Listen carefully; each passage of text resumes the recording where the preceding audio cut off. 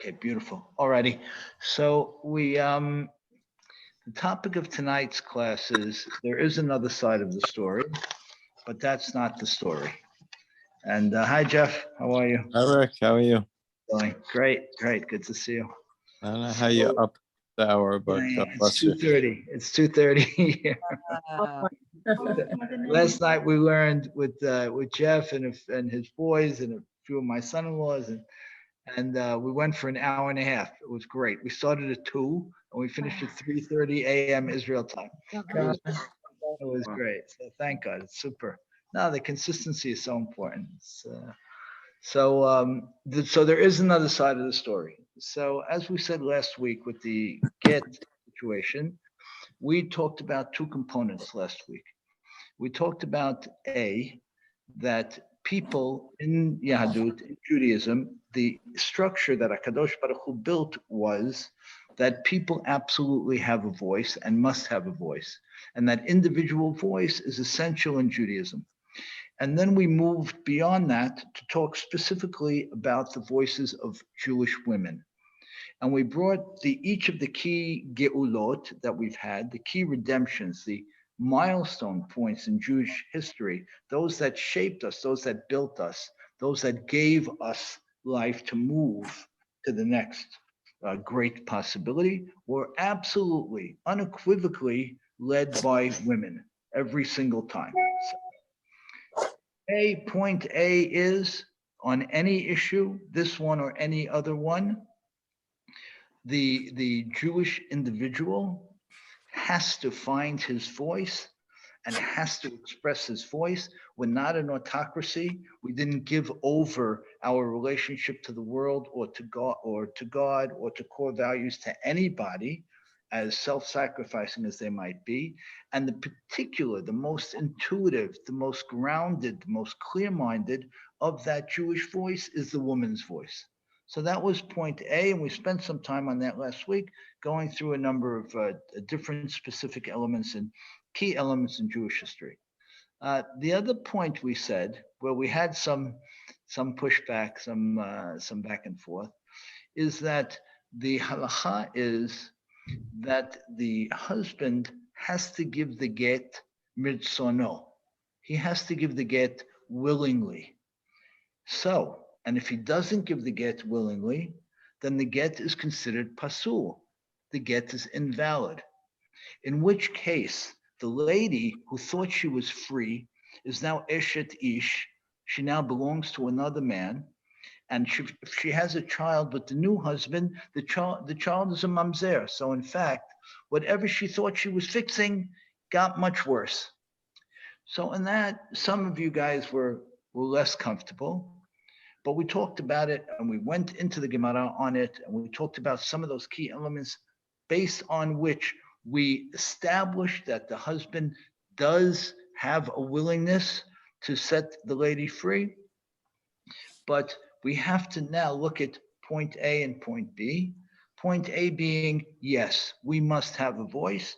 And I feel very strongly that the voice of many people in this community was lost for the last couple of decades and now has been found.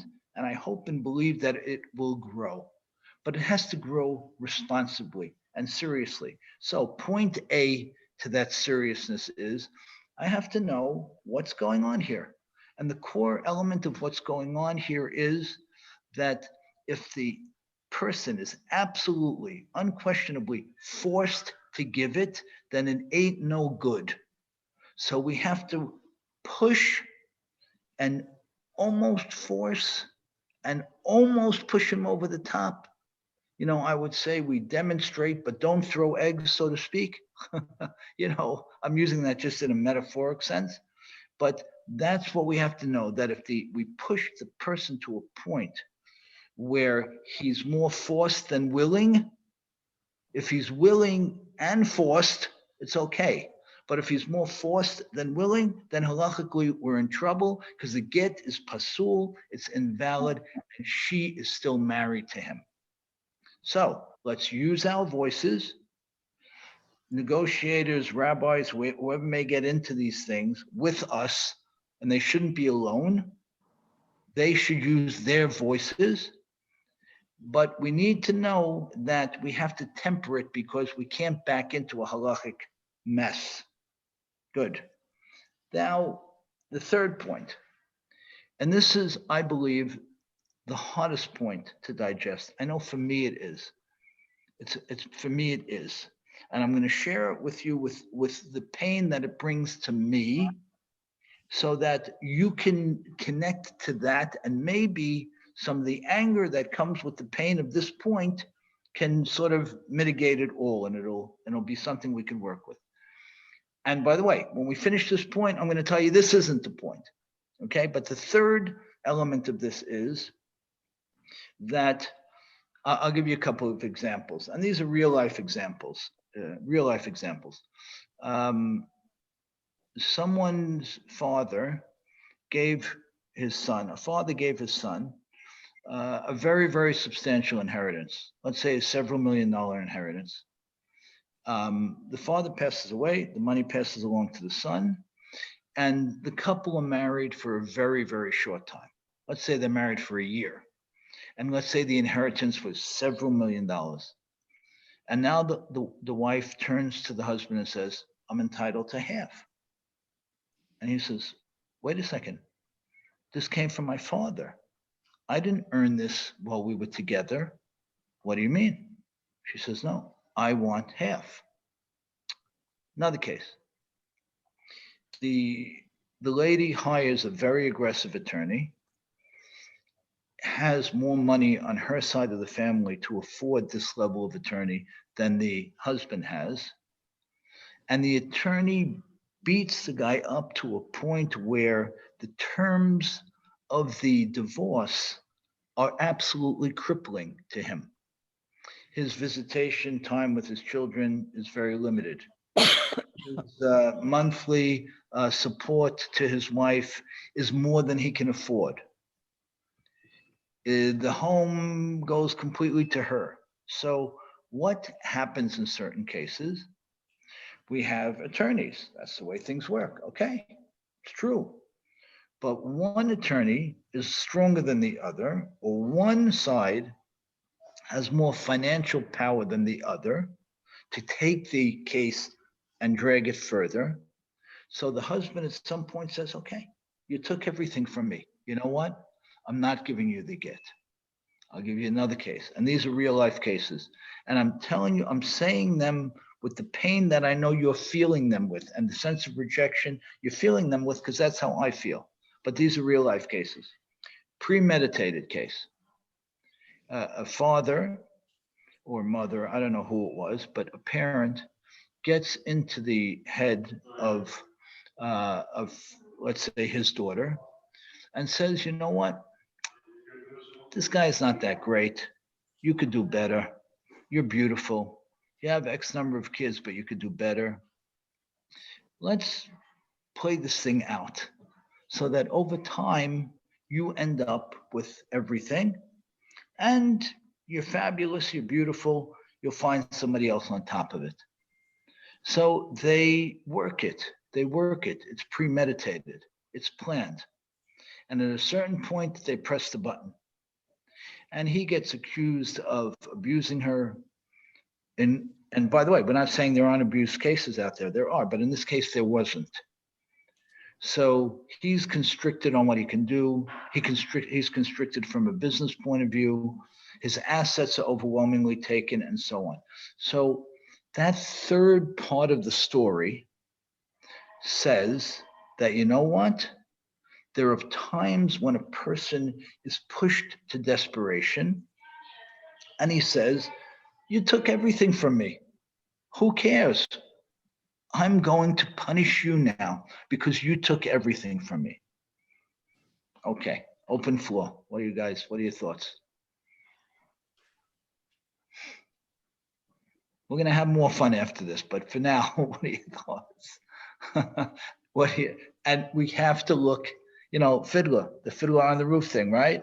On the other hand, right? We have to look at all hands here. So talk to me about the third hand. Hi, Carol. How are you? Hi, good. Good. Happy you're here. Talk to me about the third hand. David, what do you have to say? I got you tonight. I got to hear your voice. Huh? What do you say? Who has a thought on this? Go ahead, David. Feel that. Well, No, Serene, what do you think? I don't know how I feel about it. I feel like it's a case by case. I don't have, you know. Good. I'm fine with that. But are you at a point in your heart, because this is heartfelt and it's very hard for all of us to say there's a third dimension here. Most of us are not saying there's a third dimension here because it's hard to say it. Many of us last week were uncomfortable saying there was a second dimension, meaning that there is a halachic issue that we can't ignore halacha. We may not like it in certain cases, but it is what it is. We can't ignore it. So that's where we got to last week. This week, we're confronted with another uncomfortable truth. And that is that, you know what? Sometimes the man is pushed to a point where he just says, the heck with it. I lost everything. Rick, I guess Yeah, I have right. yeah, hi, Jeff, right. I can't see you. Okay, yeah. no, sorry. My question is, if those situations occurred in a regular marriage where there was no second tier of a get, in other words, Right. these things were going on, but lawyers are on both sides and they were fighting through a divorce. Right. There wouldn't be an opportunity to use the get as another weapon or tool, true. right? They would have Yes. to deal with the reality of the United States legal system that was dealing with the get. So I That's guess my correct. question is it appropriate to use the get if in fact they weren't able to succeed in the legal system through the legal system, and now the get becomes a second A piece of weapon. leverage? It becomes a weapon. So Yeah. is it? So it's a question of where do you want to? And we're going to go through this in more in depth. But where do you want to say? Where do you want to say? Ouch. What do you want to say? Why does the get have to be one-sided? I'm Right. sorry. Why does that have to be what? Why does the get have to be one-sided? Just that It- the man has to We, give it. we have to, we'll get that answer from God someday. We don't know. No, we don't know. We just have to deal with what we've been dealt. So, that's what we got. Okay. So now to Jeff's point, you have a situation where, yeah, the man has this extra weapon. It's true, rightfully so or not. He has the extra weapon. So when the attorneys are pushing and pushing and pushing, they have to think about, well, what tools does my side have and what tools does the other side have? And you know what?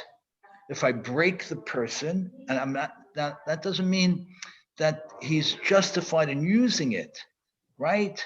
That's what that's what we have to get past. My main point in this section of the discussion is don't play the blame game, play the knowledge game. What I want all of us to try and do now is don't subjectify this. Just purely objectify it. Objectively speaking, we have a very strong voice. We need to assert it more. B, there is an issue of willingness on behalf of the man to give the get. There's a halachic demand of willingness. C, there are times when he is pushed to a point where you broke a reasonable guy. We're not talking about the bad guys here. A reasonable guy, you broke him. Now, to Jeff's point, should he use the tool? I don't know, but he's got it. But the attorney used all of her tools? I guess so. So step one is remove the judging altogether. Now that doesn't mean that there aren't people right and wrong here. There are. But for us as community people, as more importantly, and where I want to go with this, as parents and as grandparents, we need to be able to objectively see a picture like this so that we can be effective. The minute we become emotional in an issue like this, we can't be effective anymore because our voice is not a measured voice. You Right, with but me? if both sides are reasonable and fair, That's why right. shouldn't the man give the get right away He should. and He deal should. and deal and deal with it in court? He Civilly. should. He should. He So- should. Things He that So that's what I'm should. saying, And- David. And when they're not, and when he doesn't do that, it's either, the woman Right. isn't reasonable, no, the woman's not reasonable, and, he wants access to his kids. And if he's not reasonable, he wants all the money and he wants everything and he wants to leave it with nothing. Good. So if everybody is reasonable, if everybody works in the mind frame that I'm suggesting to all of us, which is remove the emotion, remove the judgment. This is my reality. I have three elements. I have my voice, I have the halacha, and I have leverage.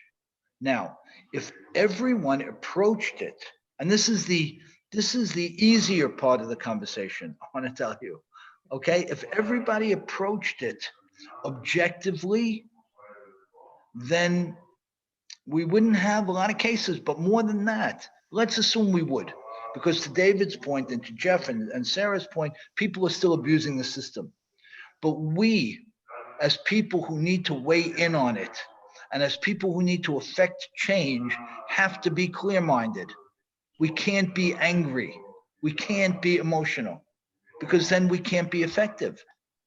Yeah, Serene? I think it's hard to be level-minded and clear-headed when already, like, before anything even happens, it's not a level playing field. Meaning the woman doesn't have the get to use. So already, like, I'm annoyed with the system. So how could I be very objective when I'm already upset with the way the system is before anything? Yes, I hear it. So I'm saying drop any of the emotion, because being upset at the system, let's say, right? We're upset at the fact, to Sarah's point, that the man only has the get lever to play. Right. Okay, but I can't change that.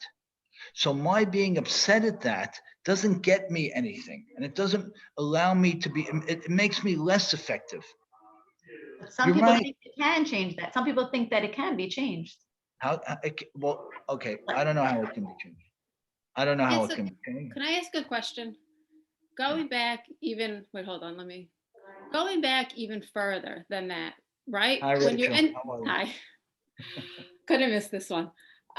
When you're entering a marriage, right? You sign the ketubah, you're signing a contract, Mhm. and the man gives the wife under the chuppah, the ring, or coins or whatever it is. There is a monetary exchange, right? Yep. So why are we questioning that it's the man's obligation to release the woman? If he was the one that from the beginning, I don't want to say had to purchase her, but he was the one that had to take that initiative. That's right. He purchased her. That's correct. He purchased her. You're absolutely right. So then wouldn't it be on him to release her? Yes. Yes. So then I don't really have a question of the get. You know what I'm saying? So you're answering Serene's question. You're saying this is the system. That's it. That's the system. Right?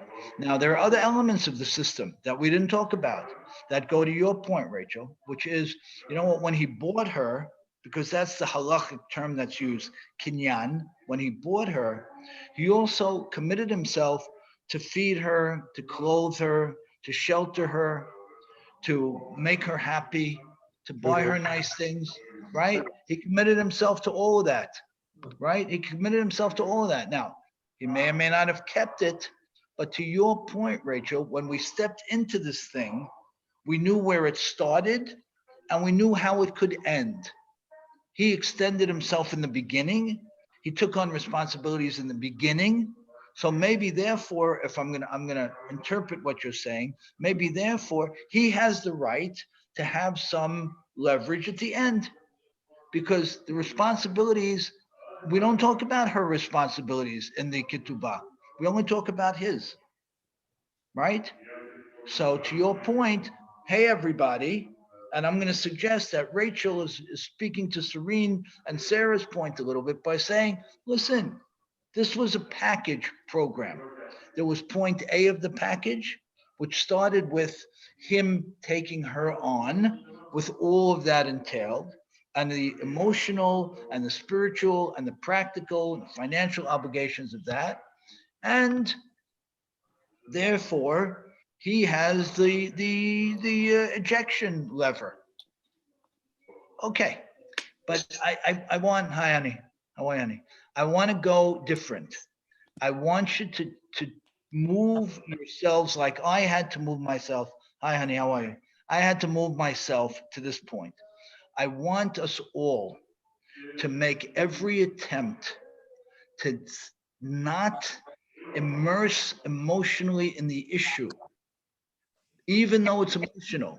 In other words, it's the kind of thing where, sometimes you walk over to the corner, you cry about something, or you laugh about something, and then you walk back to the conversation and you continue a level-headed conversation. That's what has to happen here.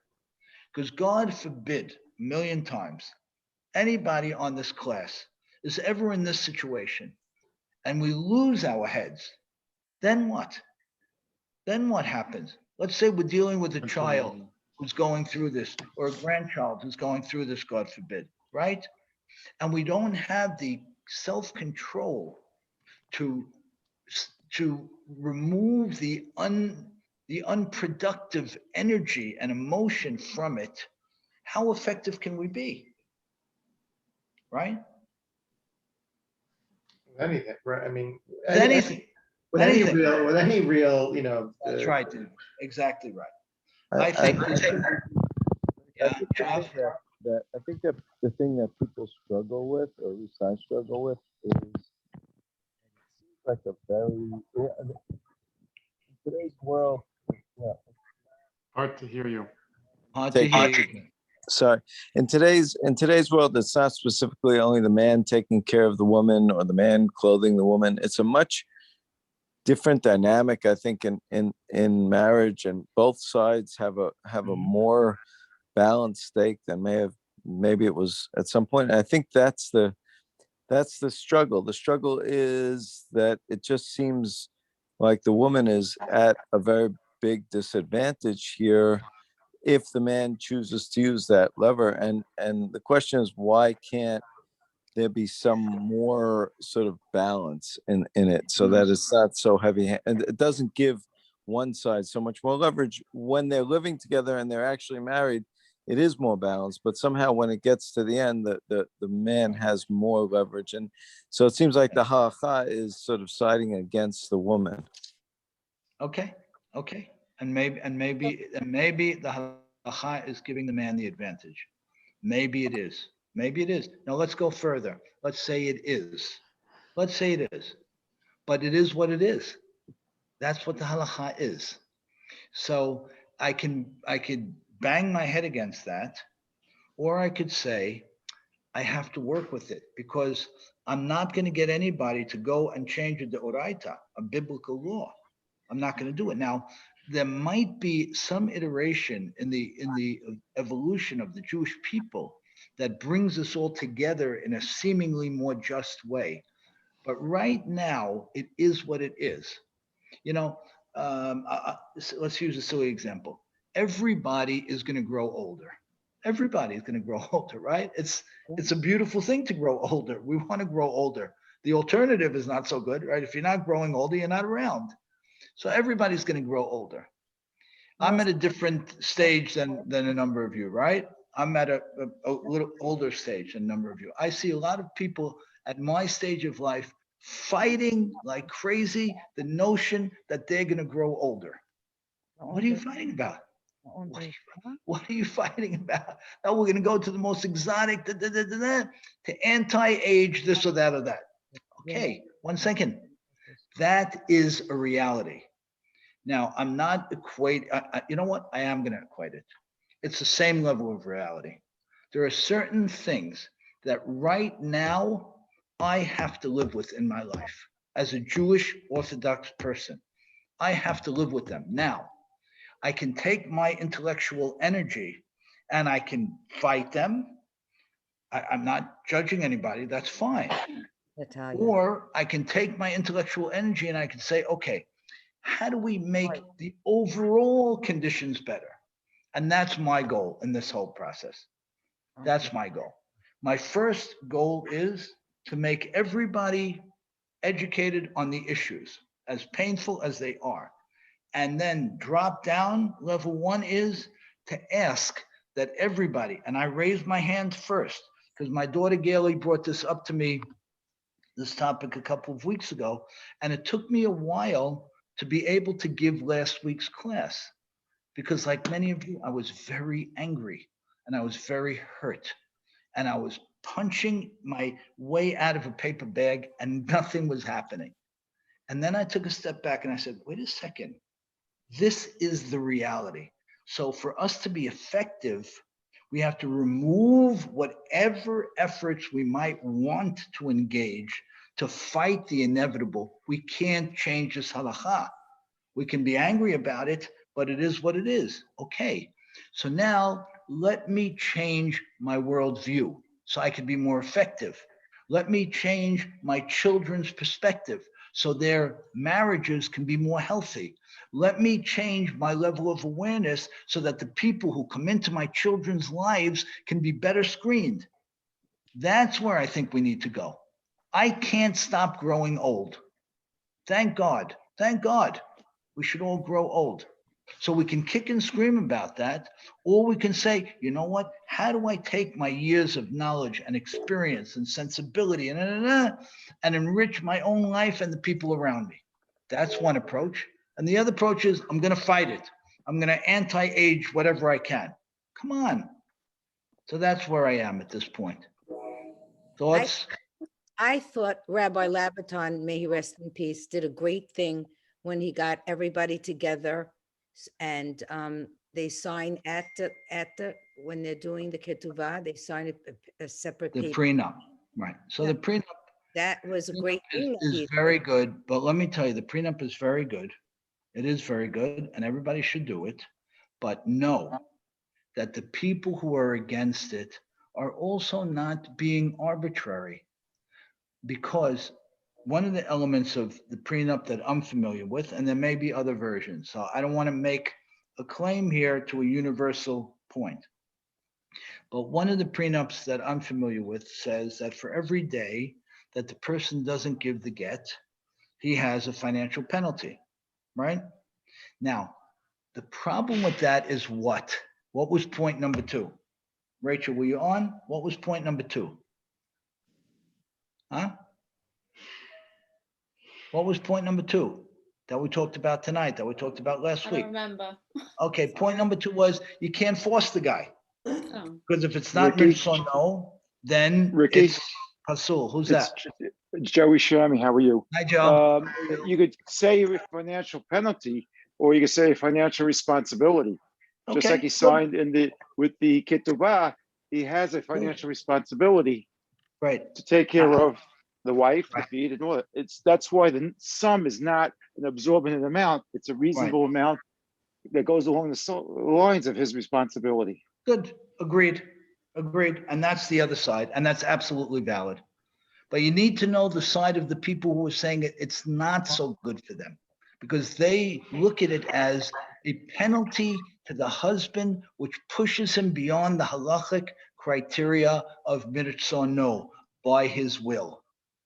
Again, we may not like that. And I'm with everybody on that. There are a lot of things that I go to the corner, I cry about. And then to David's point, I come back to the table and I say, okay, now let me build something. Now let me fix something. Now let me minimize the pain in something, right? We all do this every single day. I just want to suggest that in something as catastrophic as this, that we apply the same sensibility. It's a big Now I want to go to another stage where I want to focus most of our energy. There are three components in Judaism that I think are essential so that we and our children build our lives in a way where, although this might be a reality in the world, it won't be our reality. And nobody can ever control that. And nobody has, prophecy to that level. But I want to suggest these three things that I believe are right on target with Pesach. There's no coincidences in time and events in Judaism. I think they're right on target, not because I'm forcing them to be, but I think they legitimately are. And I want to tease these issues out. And I want you to please be very hard on yourselves on these issues, because this is where I believe this conversation should be going. Issue number one, or concept number one. And we're going to do three concepts, and that we don't need more than that. Abe Tobias, what does cherut mean? Abe, what does cherut mean? What would you say? Abe, any thoughts? Hold on. What cherut means? Not clear? Anybody on the term cherut? Freedom. Freedom. It's the Pesach term. What does it mean exactly? Yeah. Sonny, what does it mean? From Abdut de Cherut. Right. What does it mean exactly? Come on. We went from being hardworking people to free people. No, we didn't. We actually didn't. Talk to me. What does cherut mean? And you want to do something serious on this issue? Free will. What, David? Free will or choice. Okay, good. Free will or choice to do what? So let's talk about what cherut means. And you want to get serious about this issue? And this, I think, is serious. Cherut means the following: that I, Ricky Cohen, and I haven't done this, and I haven't mastered this, and it's one of my great life challenges, which I think it might be for other people as well. I have removed from myself the need for people's approval, for people's acknowledgement, or for people's gratitude. I have removed that need to be someone who experiences cherut. It means that I don't have to be a people pleaser, and I don't have to subject my sense of self to the acknowledgement of others, or even to their gratitude. When HaKadosh Baruch Hu took us away from Paro, why does this Pesach thing never end, right? It just keeps going. Why? Because, as Rav Soloveitchik writes, because the issue is still with us. What was the issue? He took us from the hand of Paro, meaning the subservience, the enslavement to a human being, and he pulled it away, God did, and he said, be free of that, and just don't have a need for it. And by doing that, you'll never fall prey to people. You'll never be taken advantage of. If you don't give the guy with the more money that extra nice hello, why do the wrong thing by doing something like that? Not that you should be nasty to anybody. Do a mitzvah, do a gemilut chasadim, and never expect a thank you. Now, what does that do? Rachel, talk to me. What does that do? I'm gonna push you hard tonight because you're usually listening to the recording. So now that we have you here, come on, what does it do when I don't have that need? You live a different life. You're free and you're true to yourself, and you're not second guessing yourself, and you're just living on your path. I feel like you're more connected to God also. 1000%. And when we talk about the Abdut to Cherut on Pesach, we're talking about not Paro's specific enslavement, which it was, but that was a gazillion years ago. Who cares? Who cares about that? Why am I still breaking matzah about that? I'm still breaking matzah because I never left.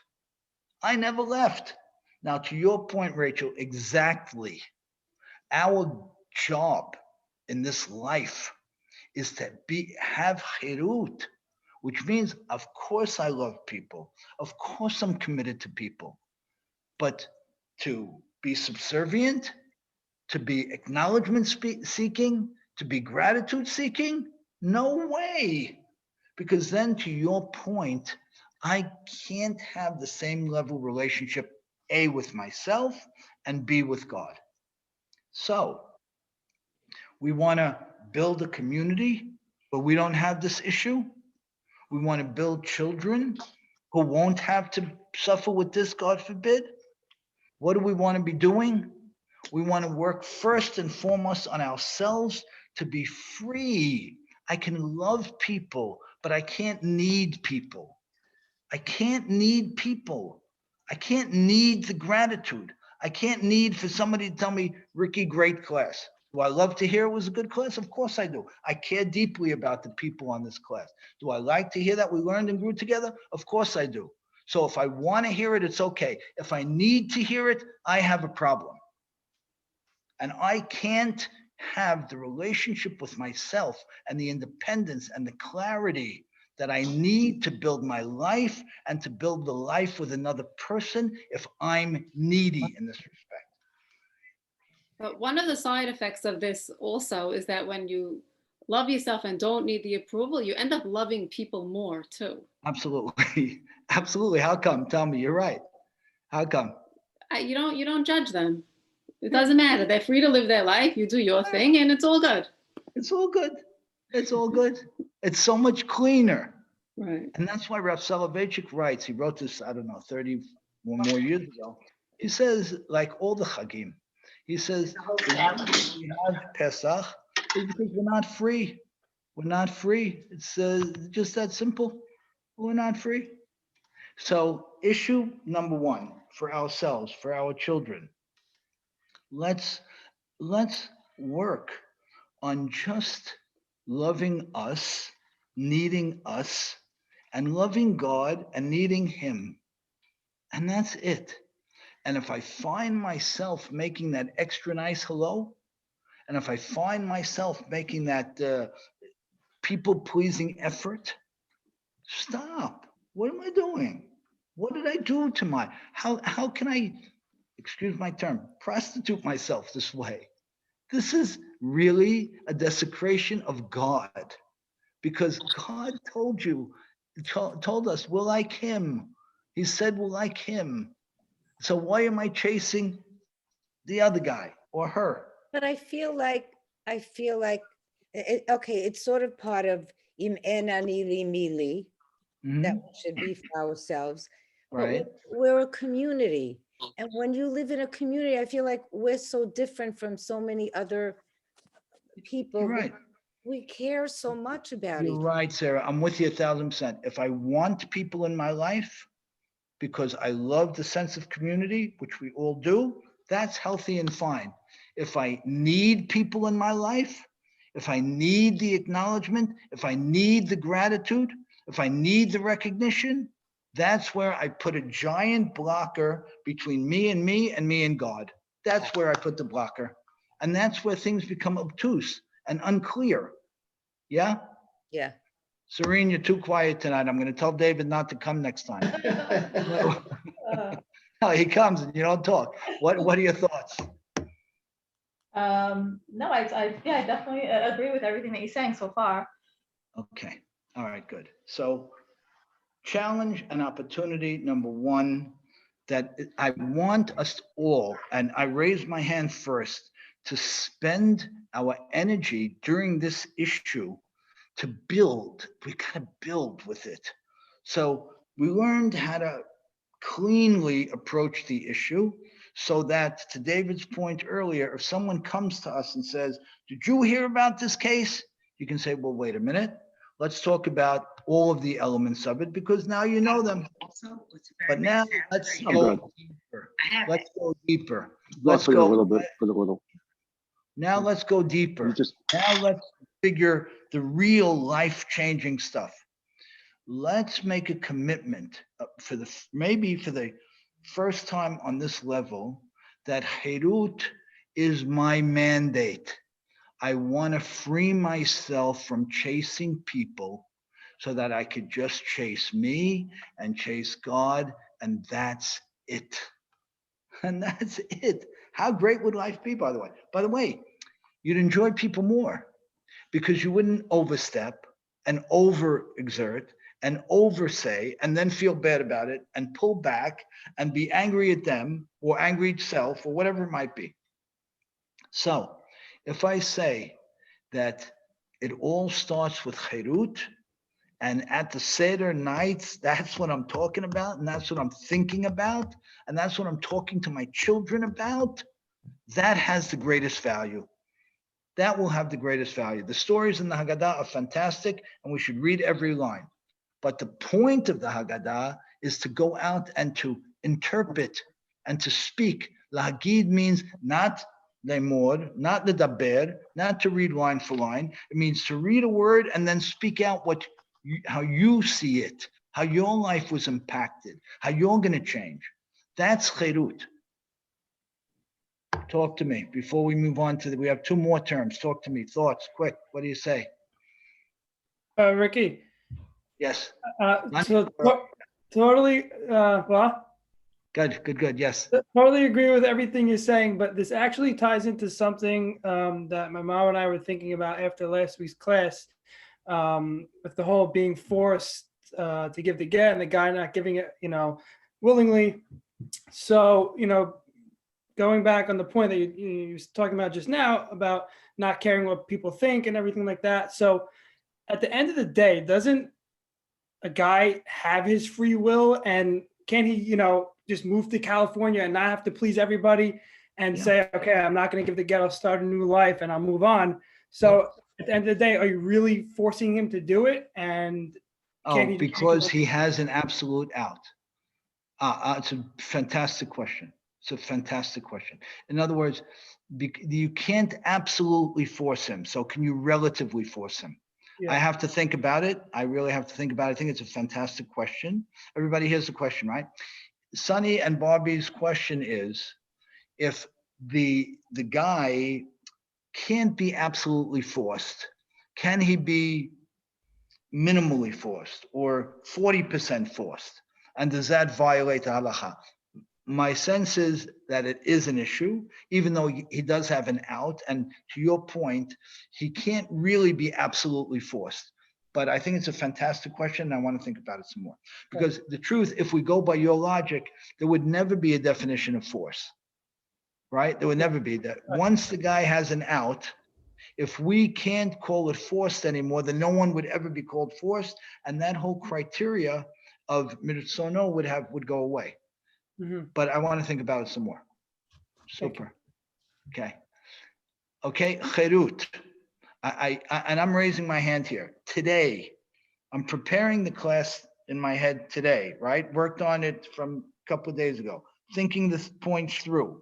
I met a person here in Israel who we have some business dealings with. I had this much to talk to him about.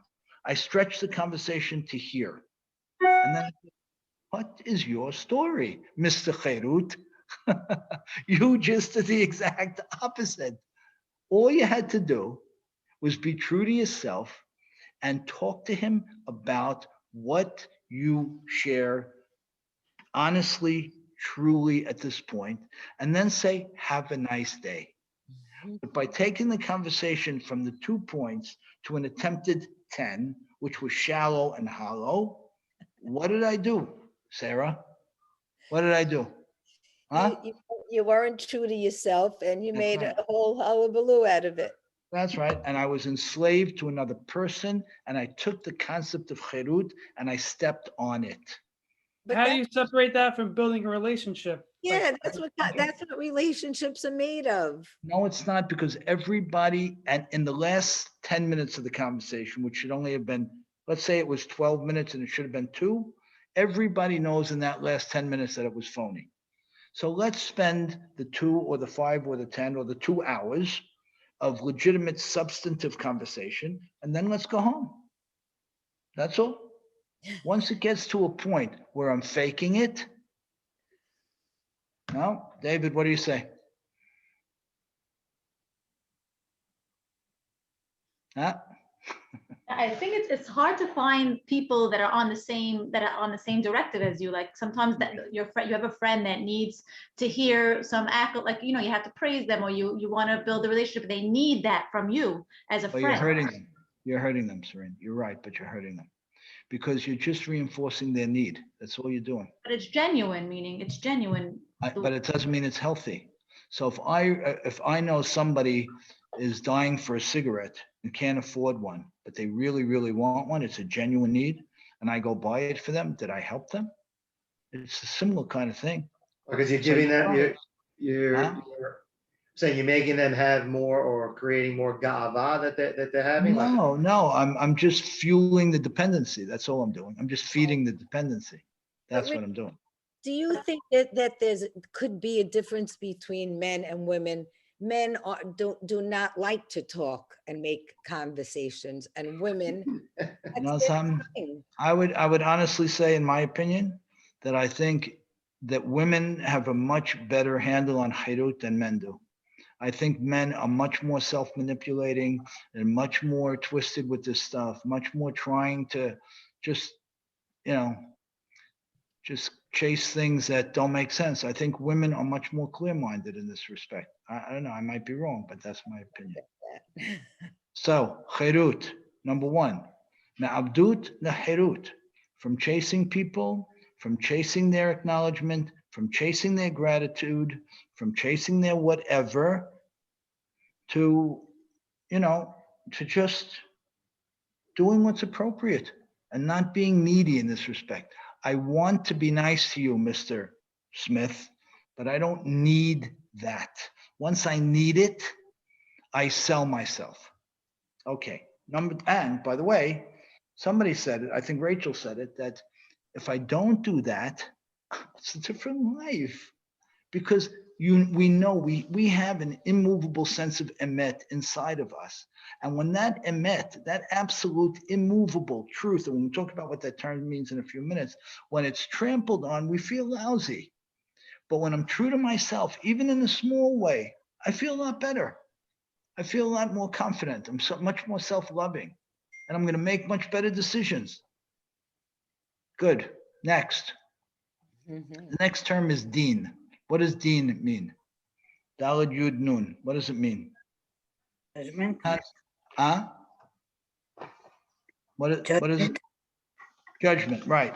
So when we use the term deen in a halachic sense, what are we talking about? What the law is? Right, but when we use the term deen specifically, talk to me. When we say Yom Hadin, we say Yom Hadin is a liberating day. It's a self-empowering day. But what do you mean? It's Judgment Day. How could it be? Why? A scary day? What? It's a scary day for me. It's a scary day, okay. But why is it an empowering day and a fabulous day? Why? I think we get more connection with Hashem. Yeah, how? Yes, you're absolutely right. I think it's in our control. We're judging ourselves and we're able to make changes, and so it's in our control. Good. But there's another element to this, to what Flora and you are saying. Deen is absolutely unemotional. It's absolutely non-subjective.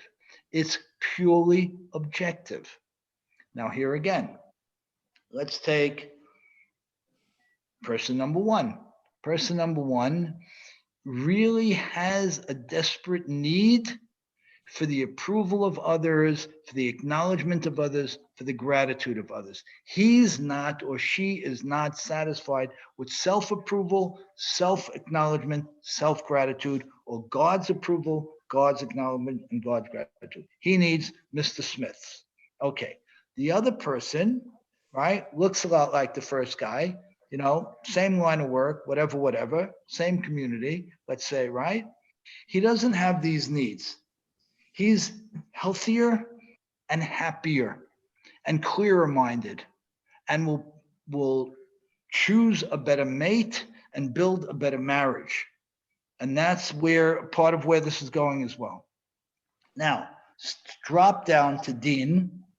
Deen is objective assessment as opposed to emotional judgment. what do most of us do? We emotionally judge. And who do we emotionally judge most? Us. And what does that do? Huh? Talk to me. What does it do? Lowers Serene? our self-esteem. It lowers our self-esteem. Serene, what else does it do? Thank you. It clouds our judgment of what's right and wrong. Exactly. It lowers our self-esteem. It clouds our judgment. Now, Mr. A is not free. He doesn't get chirut. He's chasing people. Mr. A doesn't get deen. He's very self-judgmental. His assessment of situations is very emotional. It's not objective. He's judging himself and not the action and not the occurrence. This is it's so fundamental. We all know it, but we all slip in it. And I raised my hand first. But to what Flora and Serene said, the person who does deen is doing an objective assessment of something that happened or something that is, rather than an emotional judgment. And I want you to own the words: objective assessment, objective, emotion free, black and white, simple, as opposed to subjective judgment. They couldn't be further apart. Couldn't be further apart. Rachel, you've been quiet for too long. I agree. Love it. Okay, Love okay, it. okay. We good with that term? Objective assessment. Whenever I see myself judging the person or judging myself, and honestly, I'm much less concerned with judging others, although that's an issue, but it's not even secondary, it's tertiary. I'm very concerned with the self-judgment that has to go from judging me to an objective assessment of the issue or the action, gamarnu. Now, let's just turn the channel a drop for a minute. If we can impart in our children chirut and deen, how much clearer minded are they going to be when they are attracted to somebody, when they choose a mate, when they start to build a marriage? How much clearer minded are they going to be? How much better will be their chances for a successful relationship? Infinitely better. Infinitely. Okay, last one. Last one. The last term that I want us all to give serious thought to and really own is the concept of emet. What does emet mean? What does emet mean? Truth. Huh? Truth? What other terms do our rabbis use to translate the word emet?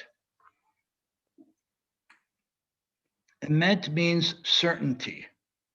I want you to change your mindsets when you hear the term Hakadosh Baruch Hu is equal to emet, or the notion of the world is built on emet, to certainty. And the certainty goes like this.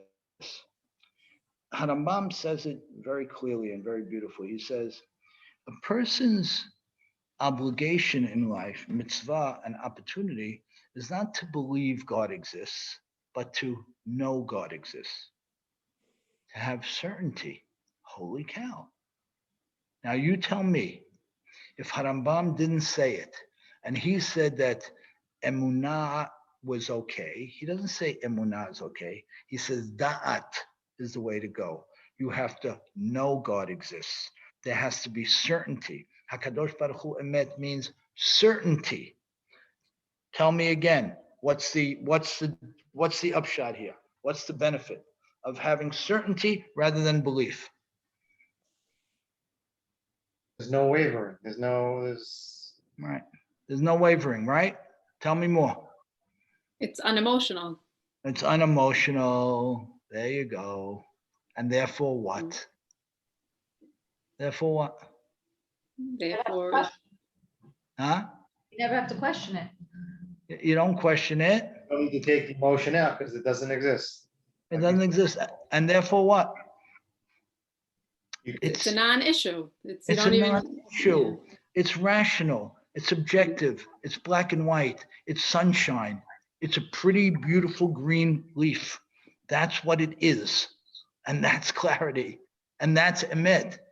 Now, there's a beautiful ma'amar in the Yerushalmi where Rashbag says in Masechet Megillah, he says that, and you've heard iterations and versions of this before.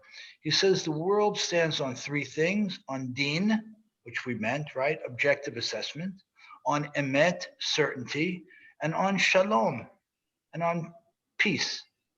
And then he continues and it says, Ushloshtam davar echad hen. And the three of them are one. What do you mean? Didn't you just tell me three? And how does he explain it? He says, Naaseh din, naaseh emet. And for those of you who have the good Hebrew, I want you to explain this. Naaseh din, naaseh emet. Naaseh emet, naaseh shalom. Grand slam. I'm going to say it again. Rabban Shimon ben Gamliel says, the world stands on three things: on din, objective assessment, emet, certainty, and peace. And by the way, when we talk about peace, who are we talking about? Peace where? Beautiful, beautiful, intrapersonal, between me and me. Secondary is between me and the other guy. My peace, my internal peace. Good? Ushloshtam davar echad hen. And the three are one. How are they one? Because when I have done din, objective assessment, I get emet. I get certainty. And when I get certainty, I get peace. So just somebody put in your own words. What would you say? Yeah? Anyone? Make sense? When I have din, I have certainty. When I have objective assessment, I have certainty. When I have certainty, I have peace. The truth, you don't have to re-explain it. It's very straightforward. It's what we've been saying. Rachel, you okay with this? Yes, very Yeah. much so. Yeah? Anybody have another thought on it?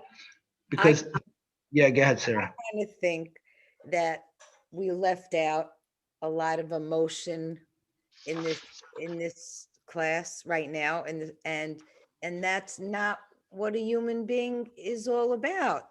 I mean, Good. I mean, we're not rocks. Good. We have to be more rocks. And I'm telling you, you're 100% right, Sarah. But we would be happier people. We would be more clear-minded. We'd make better decisions if we were a little more rockish and a little less emotional. And that's a lesson for everybody has to chase it. And it's a lifetime challenge. It doesn't change. We need love. We need people. We need relationships, but we need healthy ones. We need ones within the right boundaries.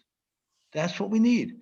If this guy, and I'm using a silly example, but if my business conversations with Mr. X are 3 minutes in substance, they shouldn't be 4 minutes because I want him to like me. They should only be 3 minutes. But Because what if you needed something from him, and in speaking the 4 or 5 minutes, you'd get a good again, if there's 5 minutes of business conversation, fine. If the conversation should have been 5 minutes, fine.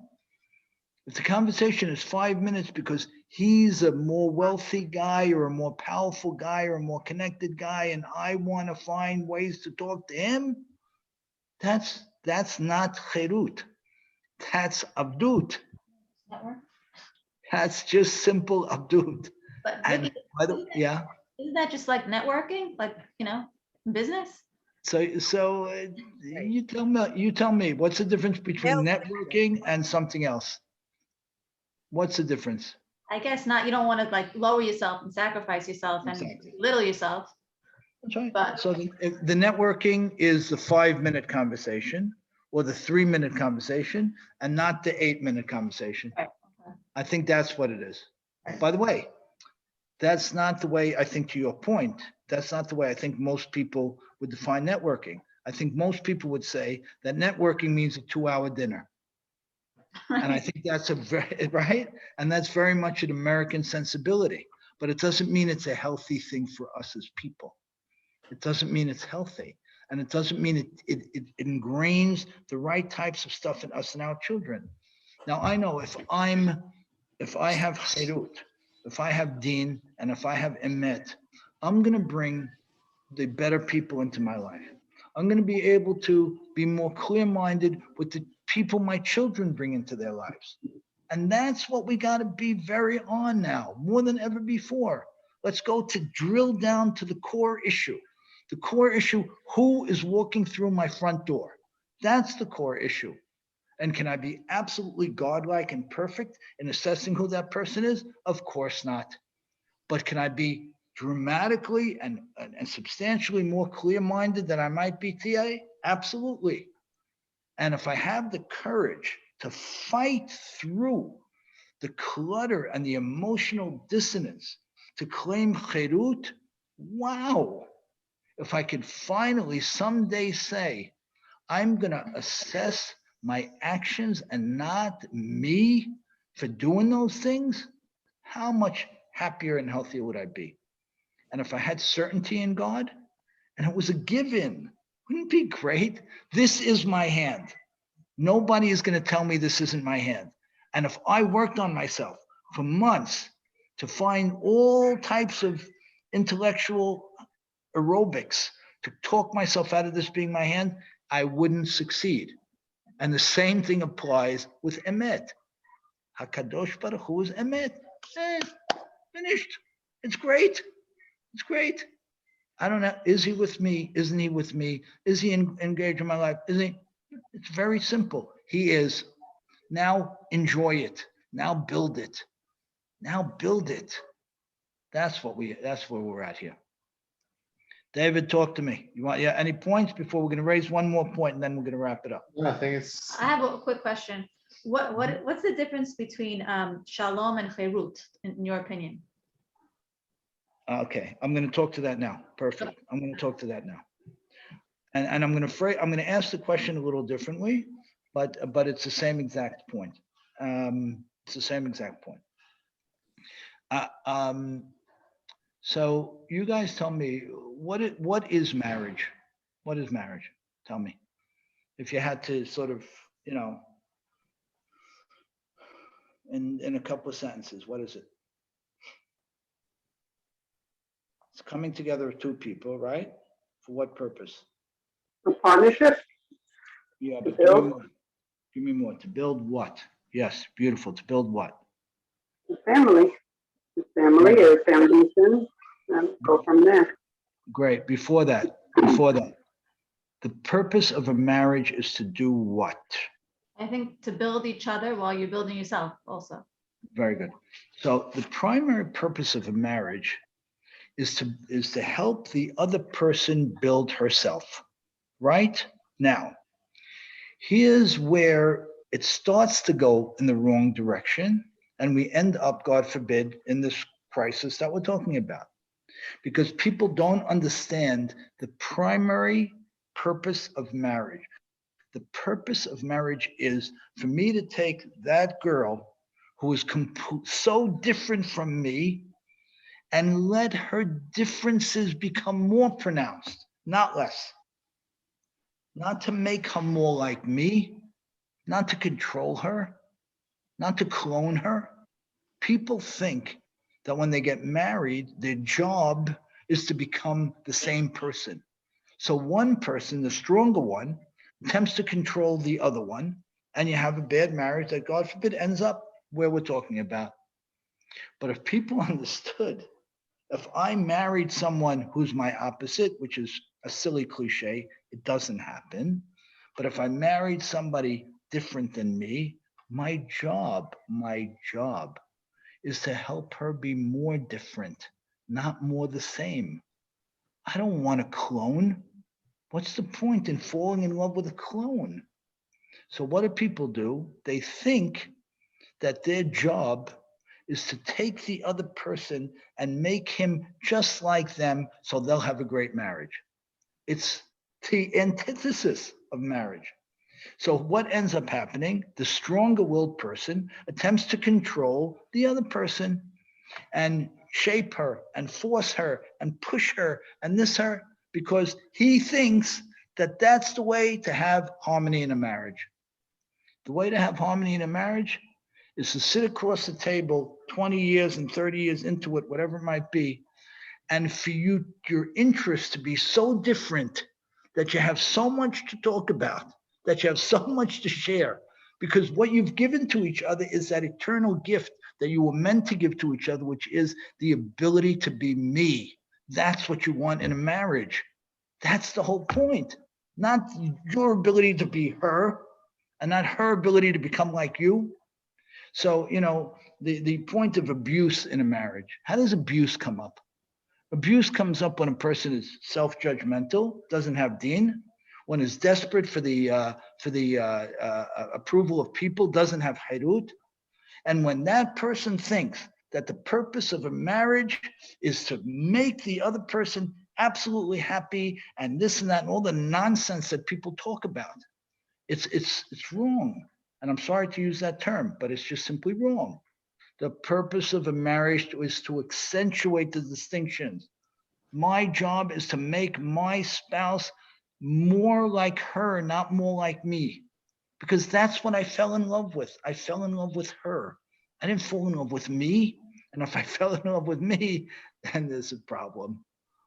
I think we, So, I huh? think, I think we learned somewhere in Bereshit that when Hashem built Chava, the word neged came up, and there was Right. two meanings to neged. Neged meaning next to, and neged meaning opposite, so that they could learn from each other Super. things that they don't have. Because Super. I always used to say, why don't two women get married or two men get married? They have more in common than two women have more in common than a man and a woman. Why Right. don't, and Right. then I learned that concept to pick up on each other's. That's why I'm climbing mountains and jumping off of roofs. Right. Because you're so different than David, right? Because that's what you want to do. I got it. So how do we feel about this? Tell me. We're going to wrap up in 2 minutes. How do we feel about this? Well, I think the part about becoming a rock is very This is it. difficult, like This is a it. very It's big thing. difficult. Okay, then that's your opportunity, Right. sir. Yeah. That's your opportunity. Okay?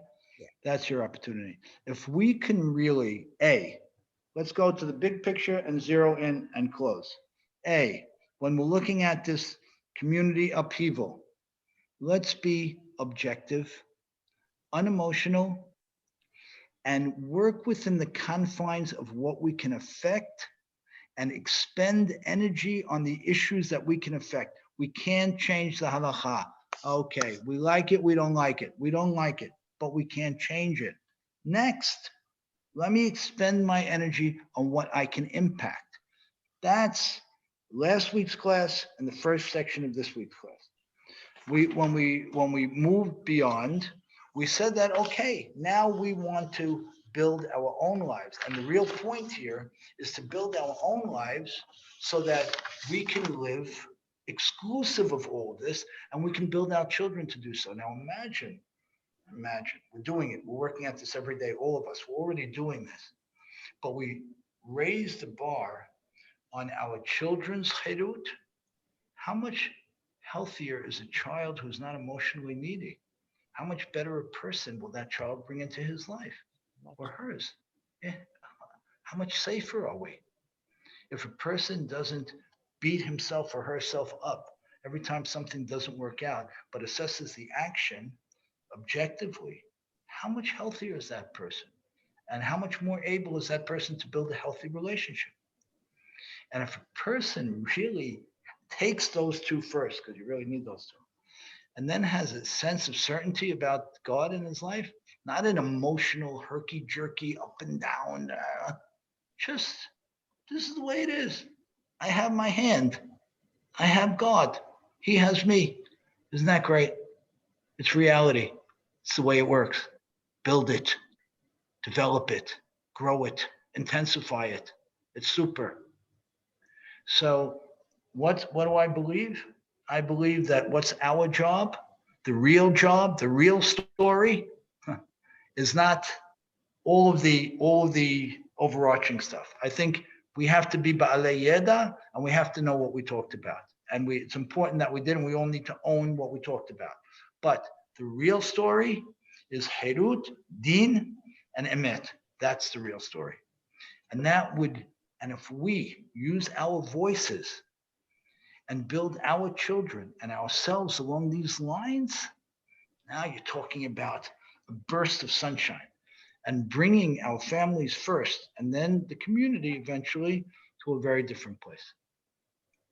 And if we don't bring the community to a different place and we brought ourselves to a different place and a couple of our children, we did fantastic. That's what we want to do. Good? Beth, you were very quiet tonight. What do you say? I don't know, I'm just listening. I'm taking notes. Okay. All right, great. There's a lot to learn, but thank you.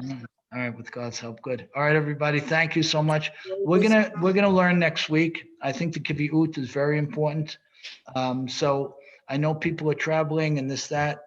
So, I just hope whoever can, be here, and whoever can't, have a beautiful Chag. We'll miss you, and God willing, we'll pick it back up. But Chag Kasher Sameach to everybody, and good things.